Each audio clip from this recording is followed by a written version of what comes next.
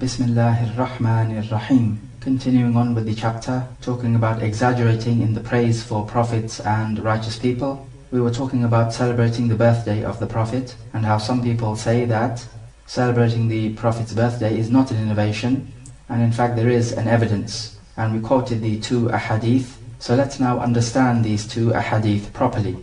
We find that the Prophet ﷺ used to fast on a Monday, and he was asked about this, and he said that this is a day I was born on, and I was sent as a prophet on this day, and the revelation came down to me on this day. So the fact that the Prophet ﷺ used to fast on a Monday does not prove at all that you celebrate his birthday. Fasting on a Monday is one thing, and celebrating the Prophet's birthday is something entirely different. Fasting is when you leave off eating and drinking, and celebrating is when you eat and drink. That's the whole point of celebration. Likewise with the hadith of fasting the Monday and Thursday, because your deeds are presented to Allah Jalla wa Ala on that day. It proves that you are allowed to fast on a Monday and Thursday, and that this is legislated. It does not prove that you celebrate anything on these days. And even if we say that the Prophet was fasting to celebrate his birthday on a Monday, in accordance with this hadith, then this would mean that in order for us to celebrate the Prophet's birthday, we would have to fast on that day, because that is what the Prophet did. As for these people nowadays who celebrate the Prophet's birthday, they're not fasting. They're going out in the streets, marching and singing, playing musical instruments, and basically behaving like wild donkeys. And besides this, they have fallen into the same problem which the Christians have fallen into in celebrating the birthday of Isa alayhi salam. They claim it is the 25th of December, and they have no evidence for this. We do not know when he was born. It's the same thing with the Prophet. We do not know when he was born. They claim it is the 12th of Rabi' al-Awwal, but some other historians claim that he was born on the 9th of Rabi' al-Awwal. So we don't actually know for sure when the Prophet was born. So how can we therefore specify a particular date to celebrate his birthday? So celebrating the Prophet's birthday, just like celebrating Christmas for the Christians, is a baseless innovation in both religions. But try explaining that to the blind followers and see what reply you receive from them. And about bid'ah, you need to take note of an important point. If there is an action in al-Islam for which the Prophet and the companions had every reason to perform, and there was nothing preventing them from performing it, then for us to perform this particular action in the religion is a bid'ah. So let's take a look. Does this apply to the Prophet's birthday? Did the Prophet and the companions have every reason to celebrate the Prophet's birthday? The answer is yes, because the greatest man in history was born, and a mercy to mankind arrived on that day, so they had every reason to celebrate his birthday. Was there anything preventing them? No. Did they perform it? No.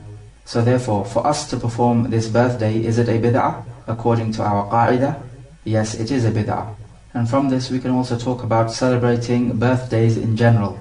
Allah Jalla wa Ala has not legislated for the Muslims to celebrate birthdays. Rather, what He has legislated is that when a baby is born, then the aqiqah should be performed. 2 sheep for the male and 1 sheep for the female. So this is the only celebration that is legislated pertaining to the birth of the child. The Sharia does not legislate any type of celebration other than this. So Muslims are only allowed to celebrate that which is legislated. So Eid al-Fitr, Eid al-Adha, and Yawm al-Jum'ah, likewise the days of At-Tashriq, are all legislated to be celebrated as Eid, because they return repeatedly. And this is what Eid means. It comes from Aada Ya'udu, which is the Arabic verb meaning to return, because the Eid returns periodically, whether it be weekly or yearly.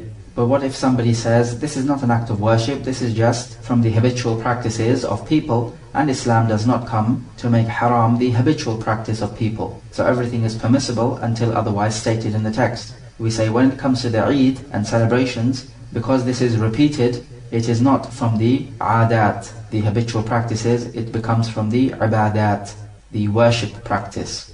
Meaning to say that people regularly gather together, and people regularly gathering together is the whole essence of Eid and celebration, and this can only be legislated by Allah Jalla wa Ala. And when it comes to celebrations, then the asl, the original ruling, is that it is all haram until otherwise stated, just like ibadat. And the evidence for this rule is the authentic narration in the Sunan. When the Prophet ﷺ came to Al-Madinah, the people had 2 days which they would take as celebrations. And the Prophet asked them about this, and they said that these are days in which the people play and have amusement. So the Prophet ﷺ said, إِنَّ اللَّهَ أَبْدَلَكُمَا بِخَيْرٍ مِّنْهُمَا عِيدُ الْأَضْحَى وَعِيدُ الْفِطْرِ. Allah has exchanged these 2 days for 2 days which are better than these, عِيدُ الْأَضْحَى and عِيدُ الْفِطْرِ. So the wajhud dilala from this hadith is that if Allah exchanges something, then you must leave off the old and accept the new. This is the whole point of exchanging. It means you can only accept one and not the other. Therefore notice that the Prophet did not allow them to take these 2 days as celebrations, despite the fact that these 2 days, which they were taking as celebrations for play and amusement, were nothing to do with acts of worship.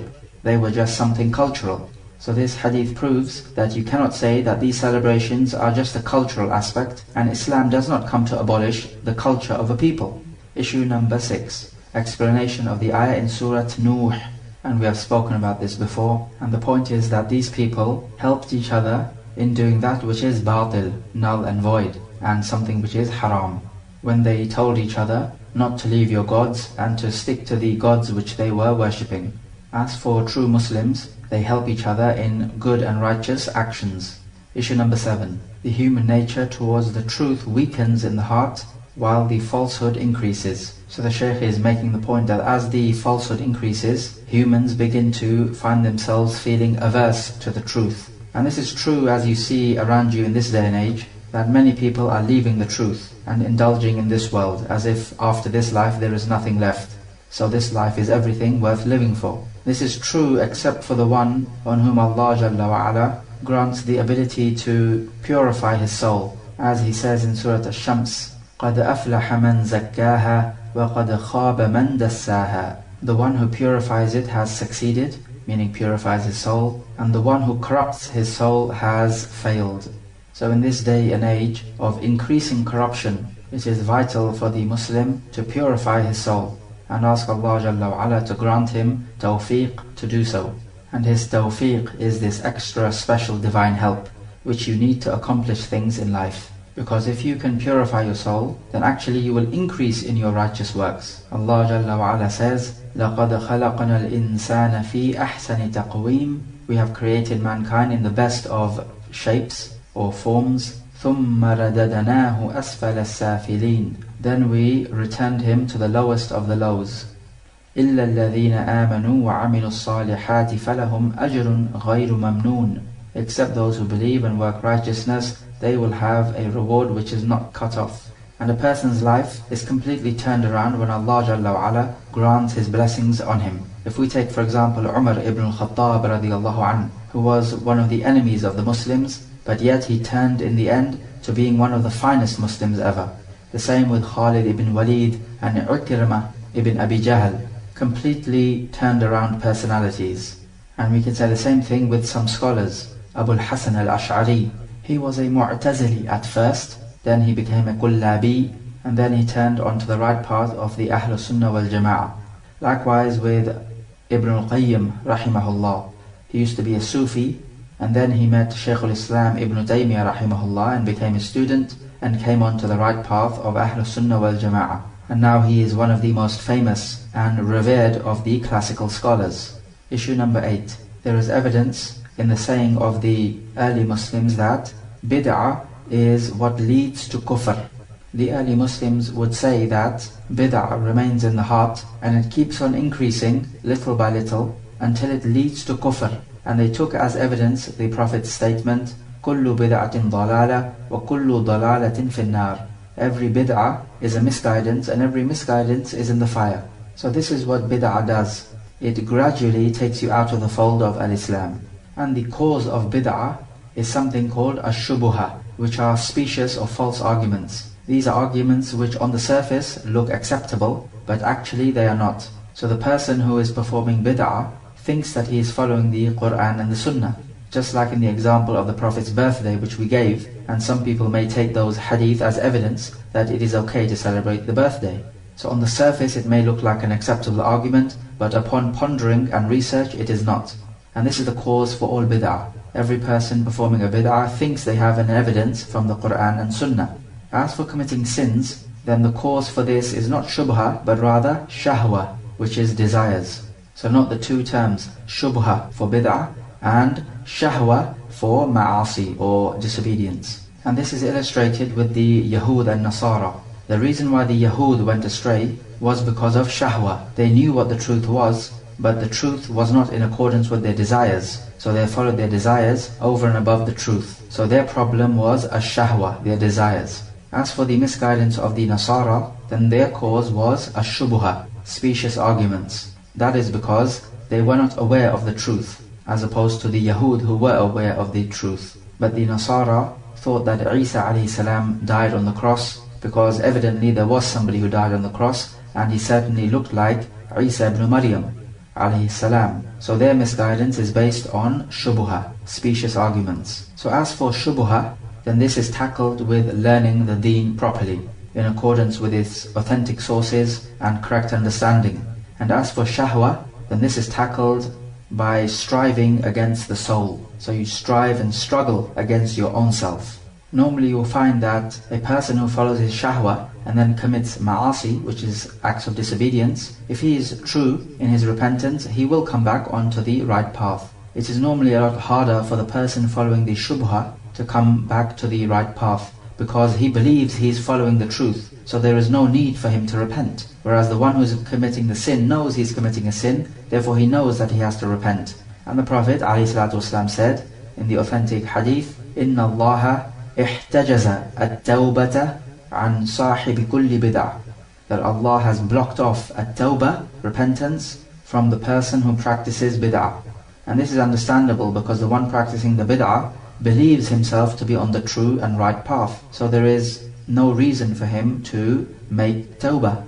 So from this angle we could argue that ash-shubha is worse than ash-shahwa. Issue number 9. That the shaitan knows what will be the end result of bid'ah, even if a person performs his bid'ah with good intentions. And the Shaykh takes this point from the statement of Ibn Abbas, when the shaitan whispered into the people to set up these statues and give them the names of the righteous people who had passed away. Because shaitan knows what this will lead to. It will lead to the people in the future generations worshipping these statues. Is the person of bid'ah taken into account or not? If he knows that there is no basis for this action of his, and he is knowledgeable, then he is taken into account because he is sinful. As for if he is a blind follower, believing this to be the correct way, then he is not a sinner, and his ignorance is an excuse. Shaykh al-Islam Ibn Taymiyyah rahimahullah said that this person performing the bid'ah, and he is unaware that there is no basis for this bid'ah, could even be rewarded for his good intentions, but he will not be rewarded for the actual action itself, because the action is not righteous and is rejected by Islam. But he could be rewarded for his good intention. This is of course on the condition that he is ignorant that this action is a bid'ah. And the evidence for this is the authentic hadith in Sunan Abi Dawud, when there were two people who were on a journey and they did not find water when the prayer time came. So they both performed the tayammum and prayed. Then after the prayer they found water. So one of them made wudu with the water and repeated the prayer, and the other one did not repeat the prayer. So they came to the Prophet and told him about this. So the Prophet said to the one who repeated the prayer, لَكَ الْأَجْرُ مَرَّتَيْنِ, you will have a double-fold reward, because he prayed two prayers and he had good intention.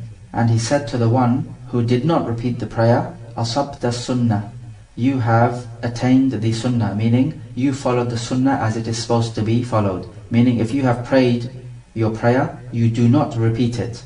And the only reason the other person had a double-fold reward is because he did not know the ruling at that time. So his ignorance was an excuse, and in fact he was rewarded for his good intentions. As for if somebody knows the ruling that you do not repeat the same fard prayer, and he intentionally repeated it, then can we say he will have double reward? No, he will not have double reward. In fact, he will be punished for performing an act of bid'ah whilst he knew that this was a bid'ah. So it becomes known from this narration that you could be rewarded for your good intentions even if you performed a bid'ah, as long as you were not aware of the correct ruling. So what if somebody says, I want to perform this certain act of bid'ah in order to encourage people to do more good and to awaken them to the sunnah? So the answer to this is that for you to do something like this is in fact speaking negatively of the Prophet ﷺ, because actually you're saying that the Prophet did not do his job properly and that you can do a better job. How can you possibly give life to the sunnah with that which the Prophet did not give life to the Sunnah with. And the Prophet ﷺ said, "Man amila amalan laysa alayhi amruna fahuwa rad." Whoever does an action which is not in accordance with our matter, meaning al-Islam, then it is rejected. So you are not allowed to give life to the Sunnah and to encourage people to do good by doing that which is haram. This is a contradiction. Issue number 10. The general principle that exaggeration in the religion is prohibited and knowledge of what that leads to. And we take this from the 3 ahadith of the chapter, prohibiting us from exaggeration. Allah Jalla wa Ala says in Surah Al-A'raf, ayah 31, وَكُلُوا وَاشْرَبُوا وَلَا تُسْرِفُوا إِنَّهُ لَا يُحِبُّ الْمُسْرِفِينَ. And eat and drink and do not exaggerate. Verily He does not love those who exaggerate. In Surah Al-Furqan, ayah 67, وَالَّذِينَ إِذَا أَنفَقُوا لَمْ يُسْرِفُوا وَلَمْ يَقْتُرُوا وَكَانَ بَيْنَ ذَلِكَ قَوَامًا. Those who when they spend are neither extravagant nor stingy, but they hold a middle way. So when you're eating, you're drinking and giving charity, you must do it with moderation. Issue number 11. The harm of secluding yourself at a grave even with the intention of performing a righteous action. And this is important because secluding yourself in the graveyards would lead you over time to worshipping them. For example, reciting the Quran over the graves or giving charity at the grave, thinking that this is a righteous deed. Rather, this is all from the bid'ah, which leads to grave worship. And we take this from the statement of Ibn Abbas, and as we said before that, there is a real chance that these statues which they erected were at the graves of these dead saints. Issue number 12. The prohibition against statues and the wisdom in destroying them. And of course we know the wisdom in destroying them is because these statues lead to being worshipped, even if they are not worshipped initially, as is clear from the statement of Ibn Abbas. Issue number 13. The greatness of this matter and how severely it is needed, because many people are ignorant of it. So the Shaykh in this point is talking about the statement of Ibn Abbas when they erected the statues of the righteous people who died. And that initially they were not worshipped, but shaitan pulls you from one deed to another, and over time they began to be worshipped. So for 1,000 years, according to the statement of Ibn Abbas, there was Tawheed, and because of these statues, shirk crept in. So the matter is extremely serious, but unfortunately you would find too many Muslims across the Islamic countries completely heedless of this idea. So they would set up statues and images as if it is something completely normal.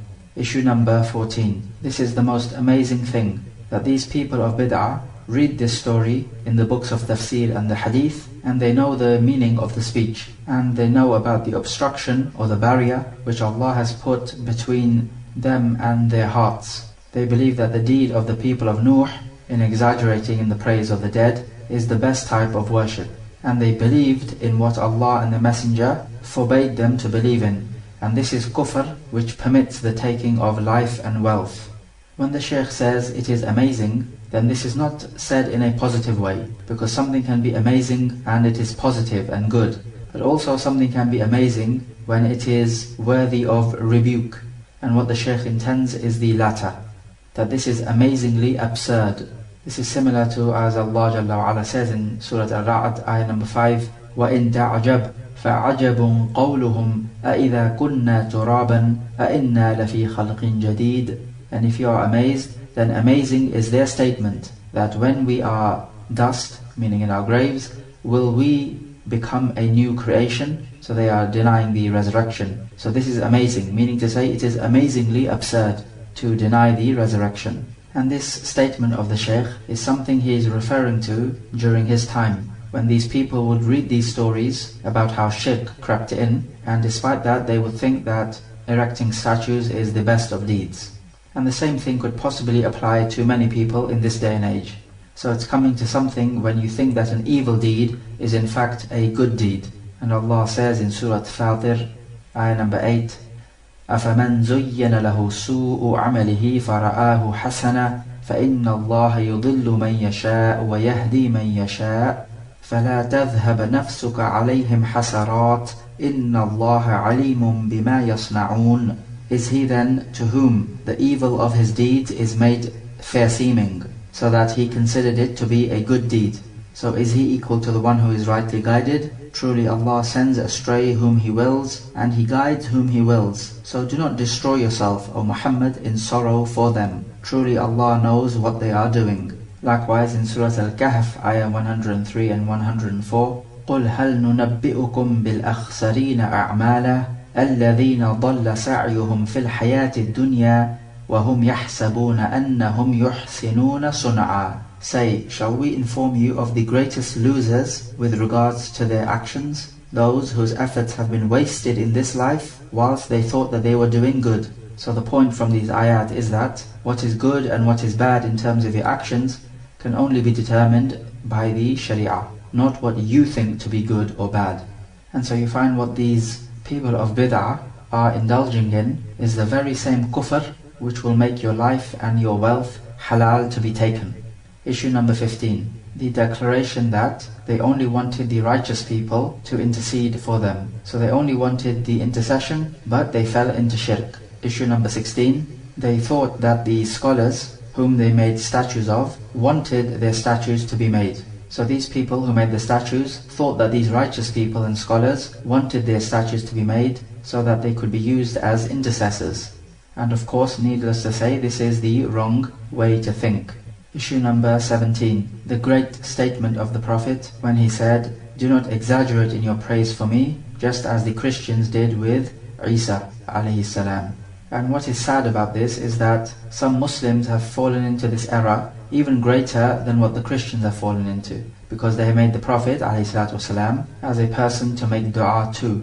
As for the Christians, they say that Isa alayhi salam is the son of God, or that he is one of three. So some Muslims have fallen into an error just as serious as the Christians, or perhaps even more serious. Issue number 18. The advice which the Prophet gave, that the people who go to extremes in the religion are destroyed. And this is taken from the hadith which you should have memorized. Issue number 19. The clear statement that those statues were not worshipped until the true knowledge was forgotten. And this explains the value of having knowledge and the harm of losing it. This religion simply is knowledge. So if you lose this knowledge, you will lose the religion, because you will not know how to worship Allah Jalla wa Ala. And so if that's the case, you will fall into shirk, no doubt, as the people of the past did. So in this there is the important lesson of seeking knowledge and retaining it. Issue number 20. The reason for the loss of knowledge is the death of scholars. And this is clear enough. When the scholars die, then knowledge dies along with them, because knowledge is only passed on to the next generation from the scholars. Also from the causes of the loss of knowledge is being heedless of it and turning away from knowledge, and also occupying yourself in the affairs of this world. Knowledge can also be lost when the people of knowledge do not act in accordance with the knowledge. And this will actually mislead the people, because when the general mass look at the people of knowledge and see them not acting in accordance with the truth, then they will follow these people of knowledge, because they will think that what they are doing is correct. Because these are the people of knowledge, they should know better, so they are worthy to be followed. And so therefore you will find that people will follow the people of knowledge in wrong actions. And all of this because the people of knowledge are not acting in accordance with the knowledge. Otherwise, the greatest cause for the loss of knowledge is the death of scholars. As we find in the authentic hadith in the Sahih, إِنَّ اللَّهَ لَا يَنْتَزِعُ الْعِلْمَ مِنَ النَّاسِ انْتِزَاعًا وَلَكِنْ يَنْتَزِعُهُ بِقَبْضِ الْعُلَمَاءِ. That Allah does not take away knowledge from a people by forcefully seizing it, but rather He takes it away by taking the scholars, meaning giving death to the scholars. حَتَّى إِذَا لَمْ يَبْقَى إِلَّا رُؤَسَاء جُهَلَاء فَيُسْأَلُونَ وَيُفْتُونَ بِغَيْرِ عِلْمٍ فَيَضِلُّونَ وَيُضِلُّونَ. Until the leaders are ignorant people who are remaining, and they are asked a question and they give a fatwa without knowledge, thus misguiding themselves and others. So the most important point from this chapter is that exaggerating in the righteous people leads to kufr. And this is how kufr first set in during the time of Nuh alayhi salam. So righteous people are to be respected, but they must not be given a status more than they deserve. End of chapter. Question number 1. Exaggerating in the praise of the righteous people can lead to kufr. What evidence in this chapter clearly indicates this? Question number 2. A person who performs bid'ah out of ignorance, but he has good intentions. This person could be rewarded for his intention, but not for his action. What evidence is there to prove that he could be rewarded for his intention, and what evidence is there which proves that he will not be rewarded for his action? So we need two different ahadith. Question number 3. The Prophet ordered us not to exaggerate in our praise of him. But in Surah Al-Fath, ayah number 9, we read, لِتُؤْمِنُوا بِاللَّهِ وَرَسُولِهِ وَتُعَزِّرُوهُ وَتُوَقِّرُوهُ وَتُسَبِّحُوهُ بُكْرَةً وَأَصِيلًا. In order that you may believe in Allah and His Messenger, and you may assist Him and honor Him, and make tasbih of Him by morning and afternoon. So some people may say that we have to make tasbih of the Prophet ﷺ by morning and afternoon. So there appears to be an apparent contradiction between this ayah and the hadith. So resolve this contradiction. Question number 4. Somebody comes up to you and says that celebrating the birthday of the Prophet is permissible, and he makes 2 points. First of all, there is evidence in the Sunnah that the Prophet used to fast on Mondays, and when he was asked about this, he said that this is the day when I was born, when I was sent as a Prophet, and when the revelation came to me. And the second point he makes is that celebration is not an act of worship, it is just a customary practice of the people, and Islam did not come to abolish customary acts of people. So these are the 2 points he makes. Refute both of these points. Question number 5. The Prophet informed us in the authentic narration, which you should have memorized, that only extremism destroyed those who were before you. But in another narration, which we have quoted, he said only not applying the had punishment destroyed those who were before you. So there appears to be an apparent contradiction. Resolve it. Question number 6. Bid'ah, innovation, and ma'siyah, disobedience. They have 2 different causes, generally speaking. What are these 2 causes? And explain which one is more difficult to free yourself from. Let us now move on to the next chapter, number 20. The condemnation of the one who worships Allah at the grave of a righteous person. Then how much worse is it if he was to actually worship the righteous person himself? And when we say worshipping Allah at the grave of a righteous person, then this could be reciting ayat of the Quran, or salah, or siyam, or sadaqah, or any other worship. And the Shaykh is drawing an analogy that if this is haram, then what about actually worshipping these dead saints themselves? So visiting the graves of the dead saints, asking intercession, or asking them to send down rain, or to help you in any other way. This is all from worshipping the dead saints. As for visiting the graves in order to take admonition and remember your own death, then this is something which is recommended in the Sharia. The first evidence, the hadith on the authority of Aisha radiallahu anha, she says, أن سلمة ذكرت لرسول الله صلى الله عليه وسلم كنيسة رأتها بأرض الحبشة وما فيها من الصور.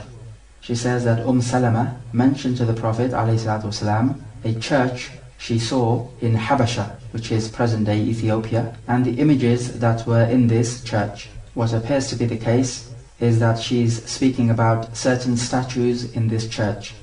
فَقَالَ أُولَٰئِكَ إِذَا مَاتَ فِيهِمْ الرَّجُلُ الصَّالِحُ أَوْ الْعَبْدُ الصَّالِحُ بَنَوْا عَلَى قَبْرِهِ مَسْجِدًا وَصَوَّرُوا فِيهِ تِلْكَ الصُّوَرِ أُولَٰئِكَ شِرَارُ الْخَلْقِ عِنْدَ اللَّهِ. So the Prophet replied, these are the people when a pious person would die amongst them, or a pious slave, then on his grave they would build this masjid, or this place of prayer, and they would make these images in this place of prayer. They are the worst of creation with Allah.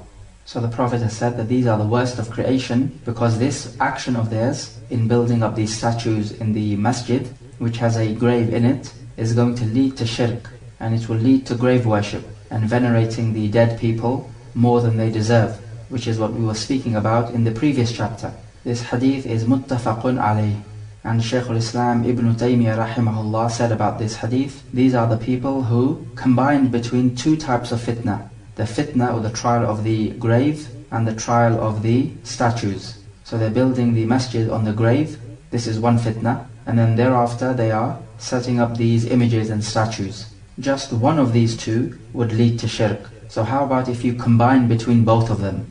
As for him saying that they have combined between the 2 fitna, then the word fitna here means that which will block you off from the path of Allah Jalla wa Ala. This is as Allah Jalla wa Ala says in Surah Al-Ankabut, ayah number 1 and 2, Alif Lam Mim, أحسب الناس أن يتركوا أن يقولوا آمنا وهم لا يفتنون. Alif Lam Mim. do the people consider that they will be just left to say we believe and not be put into fitna? So these are trials which will turn you away from the deen of Allah Jalla wa Ala. So it's a test that you have to overcome. Likewise in Surah Al-Buruj, ayah number 10, إِنَّ الَّذِينَ فَتَنُوا الْمُؤْمِنِينَ وَالْمُؤْمِنَاتِ Al-ayah. Verily those who put the male and female believers in fitna. So they try to turn them away from the path of Allah. The next hadith on the authority of Aisha radiallahu anha, this is also muttafaqun alayh. She says, لما نزل برسول الله صلى الله عليه وسلم طفق يطرح خميصة له على وجهه فإذا اغتم بها كشفها فقال وهو كذلك لعنة الله على اليهود والنصارى اتخذوا قبور أنبيائهم مساجد يحذر ما صنعوا ولولا ذلك أبرز قبره غير أنه خشي أن يتخذ مسجدا. When death approached Allah's Messenger sallallahu alaihi wasallam, he took a piece of cloth, meaning a bed sheet, and covered his face. And when in distress he would remove it from his face. And in this state he said, may Allah's curse be upon the Yahud and Nasara. They took the graves of their prophets as a masjid, a place of worship. So she says, he was warning against what they did. And had it not been the fear of making the Prophet's grave a place of worship, his grave would have been put out in the open, meaning not in his house, where he died. So he would have been buried in the cemetery of Al-Baqi', which is the name of the famous cemetery in Al-Madinah. When he said La'natullahi ala al-Yahudi wal Nasara, it could either mean that the la'na of Allah, which is when you are far removed from His mercy, has already descended upon Yahud and Nasara, and it could also carry the meaning that he is making dua that may the curse of Allah descend on the Yahud and Nasara. So it carries both meanings. So we find that the Prophet ﷺ was buried where he died. And there is a narration from him in Sunan at-Tirmidhi where he said that whenever a Prophet dies, he is buried where he died, meaning in the location in which he died. Imam at-Tirmidhi graded this hadith to be da'if. But nevertheless, the Prophet ﷺ was buried in the room which he died. And so from this hadith, the main lesson we learn is that it is haram to take the graves of the prophets and other righteous people as masajid, or places where you worship. And this is because the Prophet ﷺ explained to us that the curse of Allah be upon the Yahud and Nasara, because they took the graves of their prophets as places of worship. So if the graves of the prophets cannot be taken as places of worship, then the graves of anyone other than the Prophet is even more worthy not to be taken as a place of worship, because there is no one more virtuous than the prophets. As Allah Jalla wa Ala explains to us the 4 levels of the Muslims when He says in Surah An-Nisa ayah 69, وَمَنْ يُطِعِ اللَّهَ وَالرَّسُولَ فَأُولَٰئِكَ مَعَ الَّذِينَ أَنْعَمَ اللَّهُ عَلَيْهِمْ مِنَ النَّبِيِّينَ وَالصِّدِّيقِينَ وَالشُّهَدَاءِ وَالصَّالِحِينَ وَحَسُنَ أُولَٰئِكَ رَفِيقًا.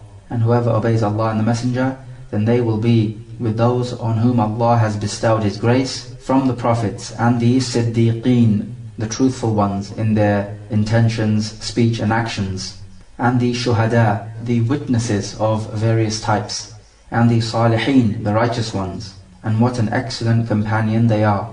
But now comes along a question. We find in the Prophet's masjid in Al-Madinah al-Nabawiyyah, the grave of the Prophet ﷺ is inside the masjid. So isn't this haram?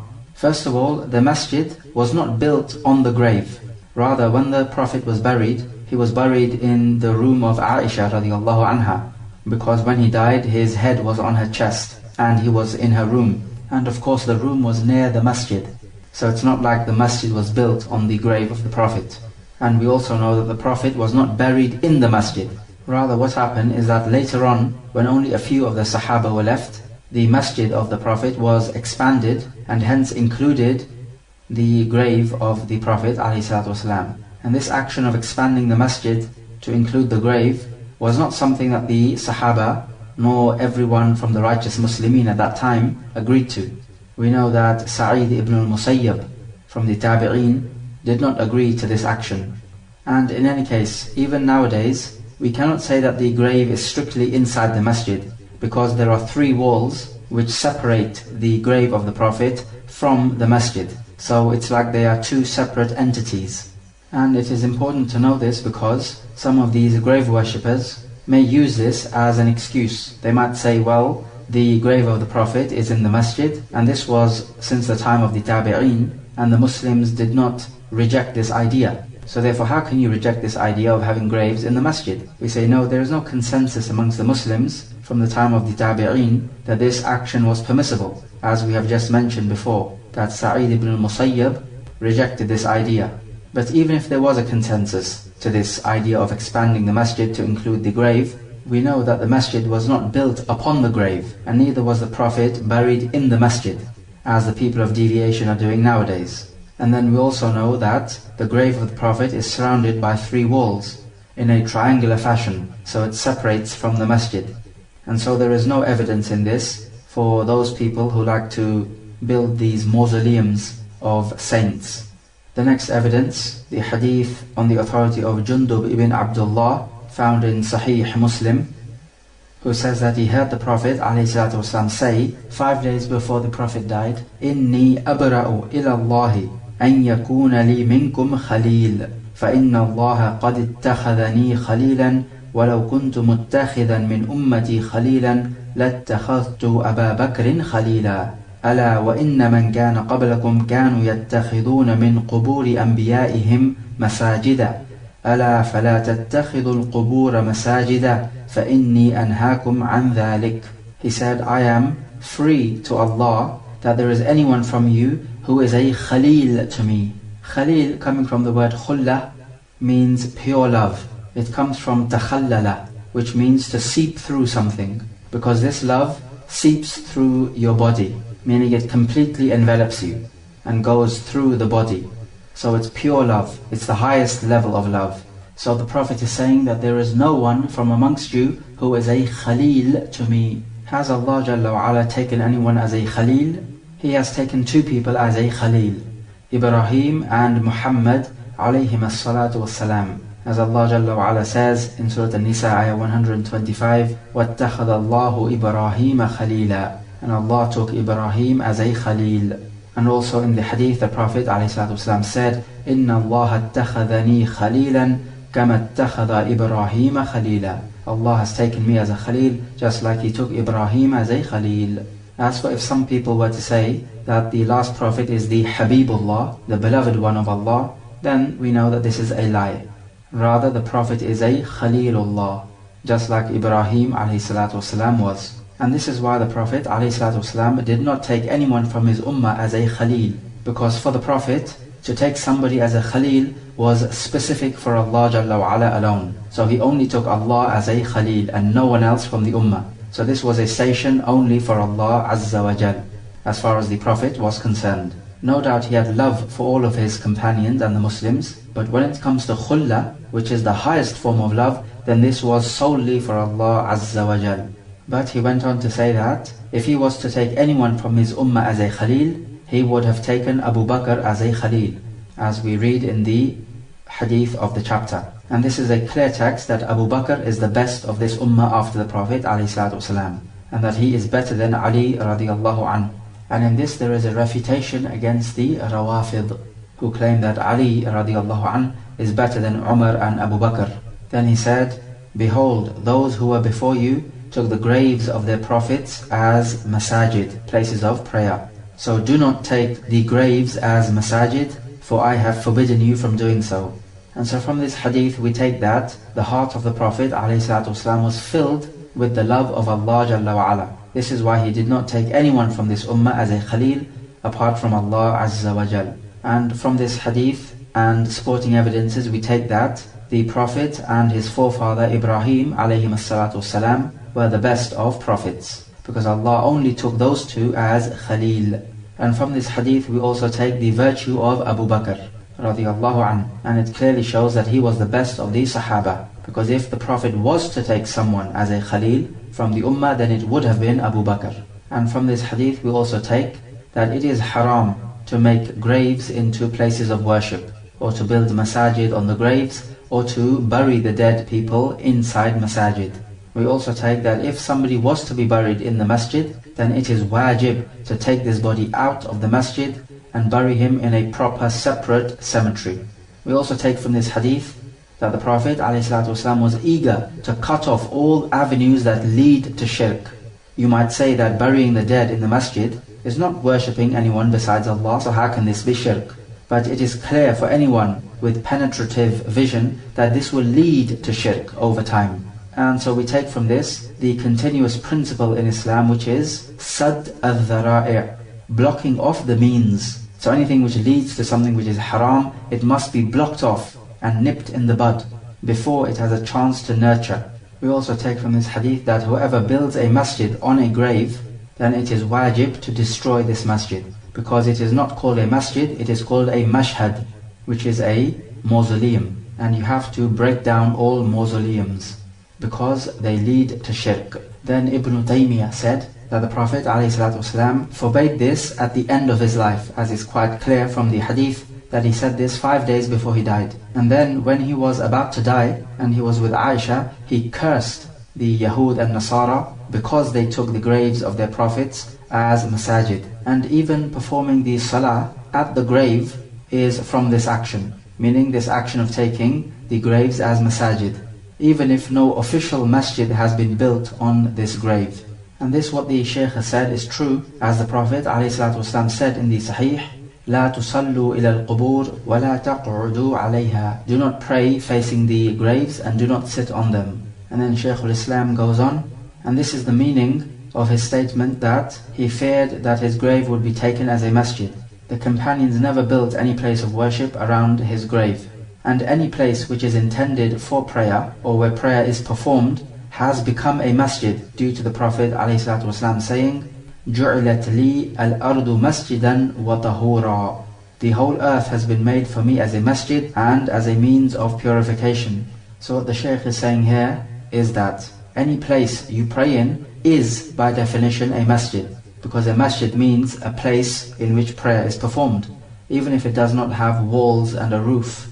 So taking graves as a masjid has two meanings. First of all, you build a masjid on the grave, and so this, instead of being called a masjid, should be called a mashhad, a mausoleum. And the second way is that you don't build anything on this grave, meaning in terms of walls and roof, but rather you just take this grave as a place where you pray. So this also comes under taking the grave as a masjid. As for this word masjid, then literally it means a place of sajda, because it comes from the root letters sajada, which means to prostrate. So if you ask someone, where is the masjid? Then he will point you to the direction of a place which is taken as a place of prayer. And this is known by the customs of the people. So whatever place they take as a place of prayer, in which prayer is performed regularly, in congregation with the imam, then this is a masjid.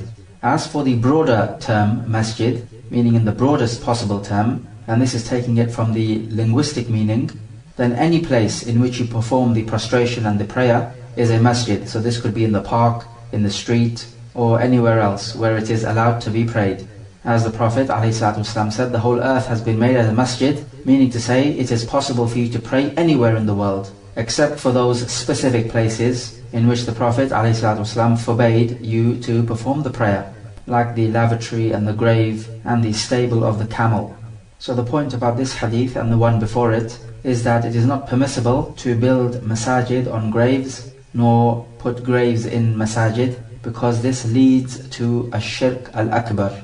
The next evidence, the hadith in the Musnad of Al-Imam Ahmad, on the authority of Ibn Mas'ud radiyallahu anhu, that the Prophet ﷺ said, إِنَّ مِنْ شِرَارِ النَّاسِ مَنْ تُدْرِكُهُمُ السَّاعَةُ وَهُمْ أَحْيَاءٌ وَالَّذِينَ يَتَّخِذُونَ الْقُبُورَ مَسَاجِدًا.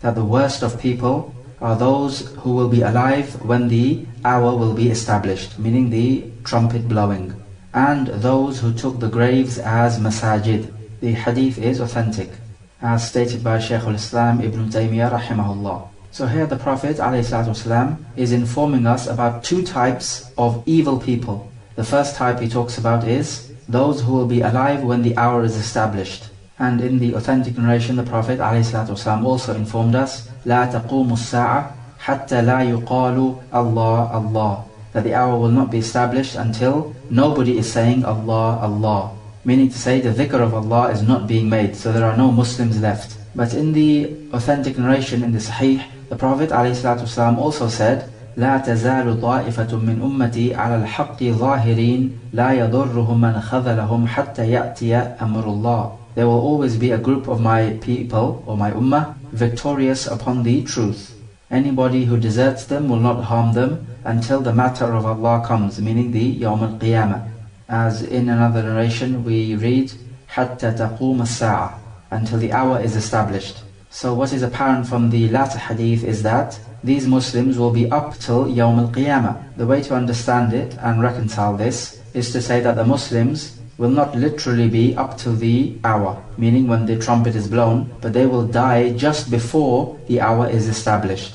And so all the Muslims will die and no Muslim will be left, and only the kuffar will be left, who will begin to kill each other.